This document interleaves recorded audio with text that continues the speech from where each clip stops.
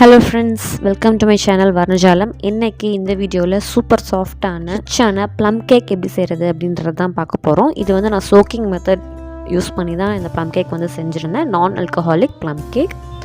First preparation work பார்த்துடலாம். First ஒரு ஆரஞ்சோட தோல் வந்து அந்த உள்ளே இருக்கிற ஒயிட் லேயர் தெரியாத வரைக்கும் நம்ம வந்து இந்த மாதிரி நல்லா திருகி எடுத்துடணும். இதுதான் அந்த ஒயிட் லேயர். உள்ள ஒரு தோல் லேயர் இருக்கும் இல்லையா, ஸோ அந்த ஸ்கின் நம்மளுக்கு வந்து திருகுனா நல்லா இருக்காது, கசப்பு வந்துடும். ஸோ மேலே இருக்க ஆரஞ்சு லேயரை மட்டும் நம்ம இந்த மாதிரி திருகி ஆரஞ்சு ஜஸ்ட் வந்து ஒரு 1 டேபிள் ஸ்பூன் எடுத்து வச்சுக்கலாம். ஸோ இந்த ப்ளம் கேக் வந்து நான் சோக்கிங் மெத்தடில் தான் செஞ்சுருந்தேன்னு சொன்னேன் இல்லையா. நான் வந்து ஆரஞ்சு ஜூஸில் தான் வந்து சோக் பண்ணியிருந்தேன். நம்ம வேணும்னா கிரேப் ஜூஸில் கூட சோக் பண்ணலாம், இல்லைனா ஆல்கஹாலிக் மெத்தடில் ட்ரை பண்ணலாம். ஆரஞ்சு வந்து நல்லா புளிப்பாகவும் இருக்கணும், இனிப்பாகவும் இருக்கணும். நாட்டு ஆரஞ்சு எடுத்தால் கூட நல்லது, கமலா ஆரஞ்சுன்னு சொல்லுவாங்க இல்லையா. ஸோ அதில் இருக்கிற ஜூஸ் வந்து கசப்பு தட்டாத வரைக்கும் நம்ம அழகாக அந்த மாதிரி பிழிஞ்சு எடுத்துகிட்டு அதில் விதையும் அந்த பல்ப்பும் நல்லா ஃபில்ட்ரு பண்ணி இந்த மாதிரி நம்ம வந்து ஃபில்ட்ரு பண்ணி எடுத்து வச்சிடலாம். முக்கியமாக வந்து விதை வந்து சேரக்கூடாது. விதை சேர்ந்தாலே நம்மளுக்கு வந்து ஜூஸ் வந்து கசப்பை இறங்கிடும். நான் வந்து எனக்கு கமலா ஆரஞ்சு கிடைக்கல, எக்ஸ்போர்ட் ஆரஞ்சு தான் கிடச்சிது. கமலா ஆரஞ்சு கிடைச்சதுன்னா நீங்கள் அதையும் யூஸ் பண்ணிக்கலாம். நான் ஆல்ரெடி கிரேப் ஜூஸில் சோக் பண்ண ப்ளம் கேக் வீடியோ வந்து போஸ்ட் பண்ணியிருக்கேன். அதோட லிங்க் வந்து டிஸ்கிரிப்ஷனில் ஆட் பண்ணுறேன். அடுத்து சோக் பண்ணுறதுக்கு என்னென்ன ட்ரை ஃப்ரூட்ஸ்னு பார்க்கலாம். செர்ரிஸ், பிளாக் ரைசன்ஸ் இருந்தால் நல்லது. நான் நார்மல் திராட்சை எடுத்திருக்கேன். டூட்டி ஃப்ரூட்டி, பேரிச்சம்பழம்.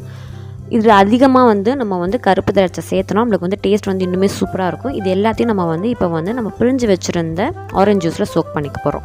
ஸோ இதில் வந்து பாதாமையும் முதல்ல நம்ம சோக் பண்ண போகிறதில்ல. அந்த ஆரஞ்சு ஜூஸ் வந்து நான் எடுத்தது வந்து அரை கப்புக்கும் கொஞ்சம் கம்மியாக இருந்துச்சு. அண்ட் இந்த ட்ரை ஃப்ரூட்ஸ் எல்லாமே சேர்த்து நம்மளுக்கு வந்து 3/4 கப் இருக்கணும். நான் சொல்கிறது இன்க்ளூடிங் பாதாம் அண்ட் முந்திரி.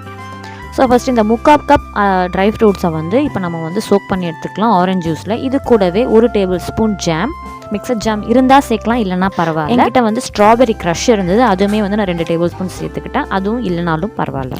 பைனாப்பிள் க்ரஷ், கிரேப் க்ரஷ், இல்லை கிரேப் ஜூஸ், நான் ஆரஞ்சு ஜூஸ் சேர்த்ததுனால கிரேப் ஜூஸ் கூட இதில் சேர்த்துக்கலாம். சோக்கிங் வந்து கண்டிப்பாக 6 hours மேலே இருக்கக்கூடாது, இல்லை கசப்பு வந்துடும். இப்போது சோக் பண்ணி வச்ச அந்த ட்ரை ஃப்ரூட்ஸ் எல்லாமே நம்ம வந்து அந்த சோக்கிங்கை வந்து இன்னும் ஸ்பீடப் பண்ணுறதுக்காக ஸ்டவ்வில் மீடியம் ஃப்ளேமில் ஒரு கொதி வர வரைக்கும் நம்ம வந்து அதை நல்லா வேக வச்சு எடுத்துக்கலாம். இந்த மாதிரி சுற்றி நல்லா நுர வந்த பிறகு ஸ்டவ்வை வந்து நம்ம ஆஃப் பண்ணிடலாம். ஸோ அடுத்து வந்து ப்ளம் கேக்காக ஒரு மசாலா பவுடர் ரெடி பண்ணிக்கலாம். அதுக்கு 2 பட்டை, 2 ஏலக்காய், 3 கிராம்பு சேர்த்து கொஞ்சோண்டு சர்க்கரை சேர்த்து இந்த மாதிரி மிக்சியில் நல்லா நம்ம வந்து பிடிச்சி எடுத்துக்கலாம். அடுத்து வந்து ப்ளம் கேக்கு தேவையான கேரமல் சிரப் வந்து நம்ம செஞ்சு எடுத்துக்கலாம். இதுதான் வந்து ப்ளம் கேக்குக்கு ஒரு கலர் கொடுக்கும். அதுக்கு ஃபர்ஸ்ட் ஒரு அரை கப் சர்க்கரையை வந்து இந்த மாதிரி அடிகனமான பாத்திரத்தில் லோ ஃப்ளேமில் மெல்ட் பண்ணி எடுத்துக்கலாம். தண்ணிலாம் எதுவும் ஊற்றணும்னு அவசியம் கிடையாது. இந்த மாதிரி நல்லா மெல்ட் ஆனோடனே அதில் சம்டைம்ஸ் வந்து இந்த மாதிரி கட்டி கட்டியாக இருக்கலாம்.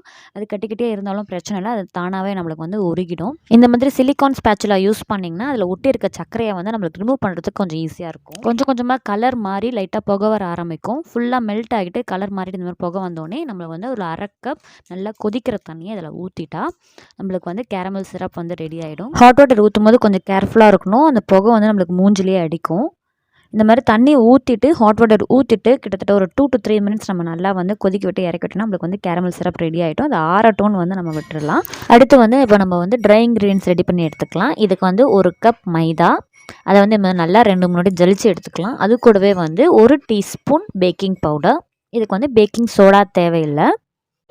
இது கூடவே நம்ம அரைச்சி வச்ச அந்த மசாலா பவுடர், 2 கிராம்பு, கொஞ்சம் 2 பட்டை, 2 ஏலக்காய் இதெல்லாம் சேர்த்து அரைச்சி வச்ச பவுடரையும் சேர்த்து இந்த மாதிரி நல்லா மிக்ஸ் பண்ணி விட்டுட்டு எடுத்து வச்சிடலாம். இது நல்ல ஒரு ஃப்ளேவர் கொடுக்கும் ப்ளம் கேக்குக்கு. இப்போ வெட் இன்க்ரீடியன்ஸ்க்கு 2 முட்டை, ஒரு பிஞ்ச் சால்ட், அண்ட் இது கூடவே வந்து 1/4 teaspoon vanilla essence, 1/4 teaspoon pineapple essence, and 1/4 teaspoon வந்து கேரமல் எசன்ஸ்னு தனியாக வந்து பேக்கிங் பொருள்லாம் வைக்கிற கடையில் வந்து கிடைக்கும். அது கிடைச்சா ஆட் பண்ணலாம், இல்லைனா பரவாயில்ல. இந்த 2 எசன்ஸுமே சேர்த்தாமே போதும். இது எல்லாத்தையும் சேர்த்துட்டு பீட்டரை ஃபர்ஸ்ட் லெவலில் வச்சு இந்த மாதிரி நல்லா பீட் பண்ணி எடுத்துக்கலாம். ஒரு மாதிரி நுர வந்ததுக்கு அப்புறமா நம்ம வந்து ஒரு அரை கப் பவுடர் சுகரை வந்து கொஞ்சம் கொஞ்சமாக இது கூட சேர்த்து நம்ம வந்து எப்படி நம்ம நார்மல் கேக்குக்கு வந்து ரிப்பன் கன்சிஸ்டன்சி மாதிரி எடுத்துகிட்டு வரோமோ அந்த மாதிரி வந்து எடுத்துகிட்டு வரணும்.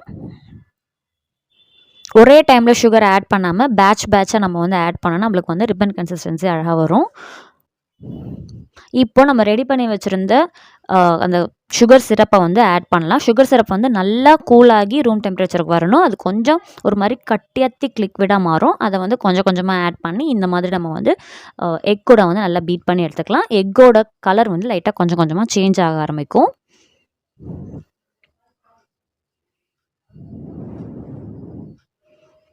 இது கூடவே வந்து ரிப்பன் கன்சிஸ்டன்சி வந்ததுக்கப்புறமா வந்து நம்ம 1/4 கப் ஆயில் ஆட் பண்ணணும். எதனா ஒரு வெஜிடபிள் ஆயில் ஆட் பண்ணலாம், இல்லைனா பட்டர் கூட ஆட் பண்ணலாம். இப்போது நம்ம ரெடி பண்ணி வச்சுருந்த ட்ரை இன்க்ரீடியன்ஸை கொஞ்சம் கொஞ்சமாக கட் அண்ட் ஃபோல்ட் மெத்தடில் இந்த மாதிரி ஸ்பேச்சுலா வச்சு நம்ம வந்து நல்லா மிக்ஸ் பண்ணி எடுத்துக்கலாம். இதுவும் கேக் மாதிரியே தான், ஓவர் மிக்ஸும் பண்ணிடக்கூடாது.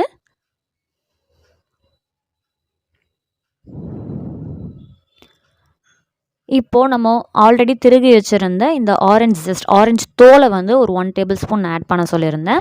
இப்போ நம்ம சோக் பண்ணி வச்சுருந்த ட்ரை ஃப்ரூட்ஸ் மிக்சர்லேருந்து ட்ரை ஃப்ரூட்ஸை மட்டும் தனியாக எடுத்துகிட்டு அதில் கொஞ்சோண்டு மைதா மாவு போட்டு இந்த மாதிரி கொஞ்சம் ஓரளவுக்கு ட்ரை ஆக்கிட்டு அதை வந்து இந்த மிக்சரில் ஆட் பண்ணலாம். இந்த மாதிரி பண்ணுறதுனால இந்த ட்ரை ஃப்ரூட்ஸ் வந்து நம்ம கேக்குக்கு அடியில் போய் தங்காமல் ஸ்கேட்டர்டாக இருக்கும். அண்ட் அந்த ட்ரை ஃப்ரூட்ஸ் ஊற வச்சுருந்த மிக்சரை வந்து இந்த மாதிரி மிக்ஸ் பண்ணும் போதே நம்ம வந்து பேட்டர் கூட சேர்த்து மிக்ஸ் பண்ணி எடுத்துடலாம். இது எல்லாம் மிக்ஸ் ஆன பிறகு நம்ம வந்து ட்ரை ஃப்ரூட்ஸில் மைதா மாவு கலந்து வச்சுருந்தோம் இல்லையா, அதையும் சேர்த்து கட் அண்ட் ஃபோல்ட் மெத்தட்லேயே வந்து நம்ம வந்து மிக்ஸ் பண்ணி எடுத்துக்கலாம். இந்த பேட்டர் வந்து 1/2 கிலோ ப்ளம் கேக் செய்கிறதுக்கான பேட்டர் 1/2 கிலோ கொஞ்சம் அதிகமாகவே இருக்கும்.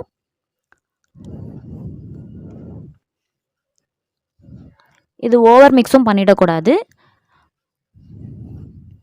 ஸோ இப்போ வந்து இதை நான் வந்து 6 இன்ச் டின்னில் வந்து இந்த மாதிரி ஃபுல்லாக ஊற்றிட்டு நான் அவனில் 10 மினிட்ஸ் ப்ரீ ஹீட் பண்ணிவிட்டு 40 to 50 மினிட்ஸ் நம்ம வந்து 180 டிகிரி செல்சியஸில் பேக் பண்ணி எடுத்தோம்னா நம்மளுக்கு ப்ளம் கேக் வந்து ரெடி ஆகிடும்.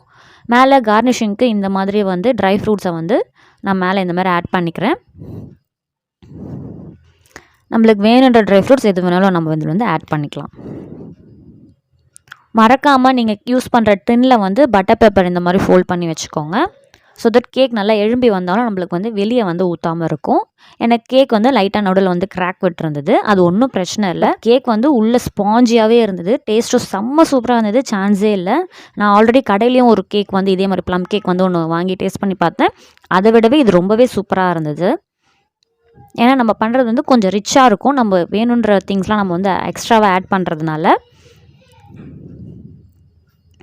இப்போ இதை கட் பண்ணி பார்க்கலாம்.